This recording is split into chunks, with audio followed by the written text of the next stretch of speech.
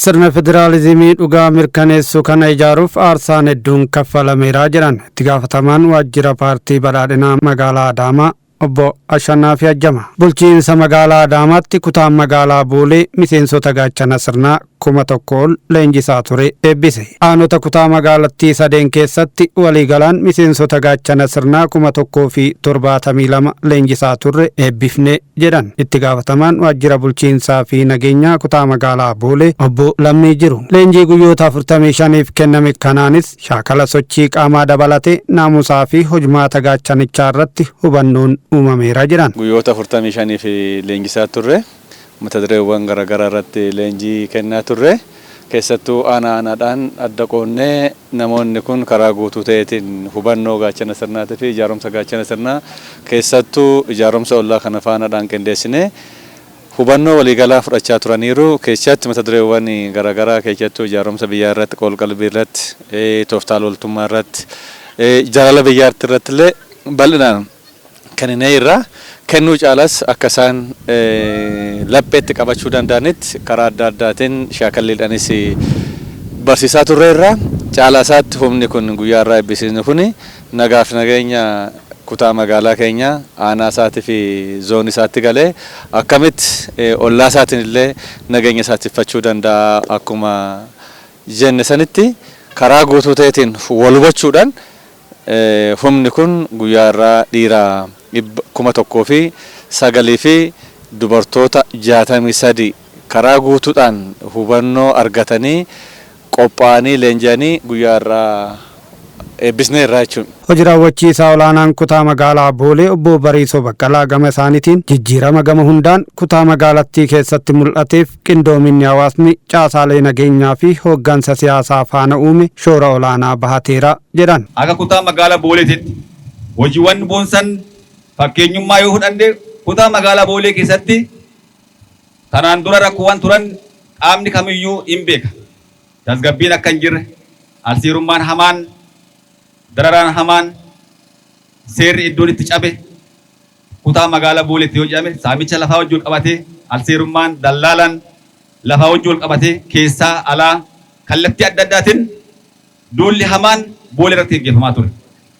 Rakkoowwan Boolee keessa jiran immoo xiinxala guddaa, xiinxala gadi fageenya qabu geggeessuudhaan rakkoowwan kana caasaan nageenyaa as keessatti hiikuudhaaf kutaan magaalaa tasgabbii akka argatu taasisuudhaaf hooggansi nageenyaa qindaa'ee rakkoowwan kana hiikuudhaaf waliigaltee qindoomina ol'aanaan kan geggeessaa turre waan ta'eef hojiiwwan boonsan rakkoowwan tanaan dura jiran sun alseerummaan dallaalli as keessaa xaragamee akka ba'u taasisuudhaan fayyadamummaan uummataa mirkanaa'uu eegalee jira.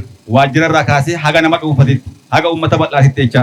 Kanumas itti fufsiisuuf hubannoo cimsuu fi leenjiiwwan kennuun wal hubannaa uumame daran dabalaa adeemnaa himaniiru. Diinni amma alarraa keessaa karaa qindaa'aa ta'een injifannoo kana amma duubatti deebisuudhaaf wanti halkanii guyyaa shirri hin xaxamne hin jiru jecha.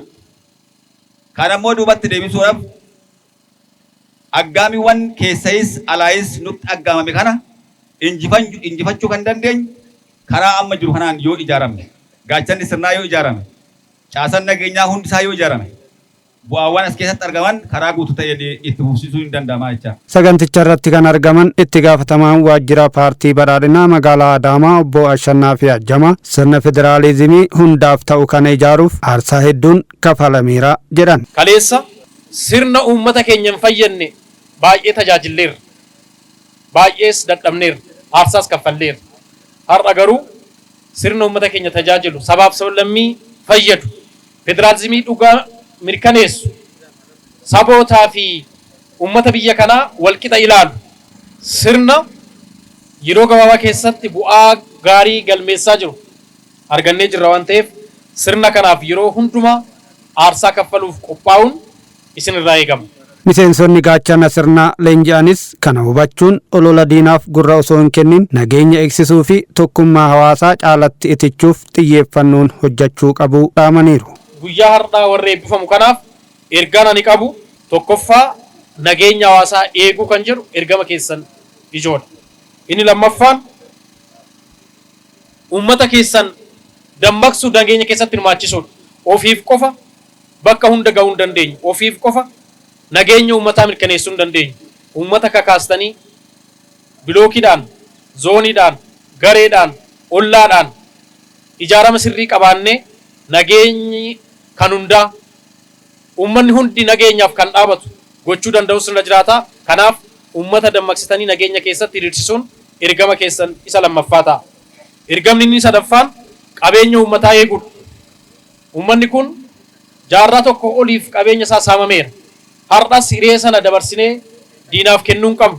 Nutis uummata keenya karaa sirriin waan argachuu qabna malee karaa hin malleen uummata keenya dararaa, karaa hin malleen uummata keenya beelessaa, uummata keenya hiyyummaa keessatti hambisaa ofiif duroomuudhaaf deemuu hin qabnu. Kanaaf qabeenya uummatichaa eeguun ergama keessan sadaffaa ta'uu sirriitti hubachuu sirra jiraata. Inni biraan tokkummaa uummataa eeguudha. Hubannoo arganne bu'uura taasisuun aantummaa olaanaan tajaajiluuf qophoofneerra kan jedhan immoo miseensota gaachana sirnaa eebbifaman keessaa kanneen dubbifnedha.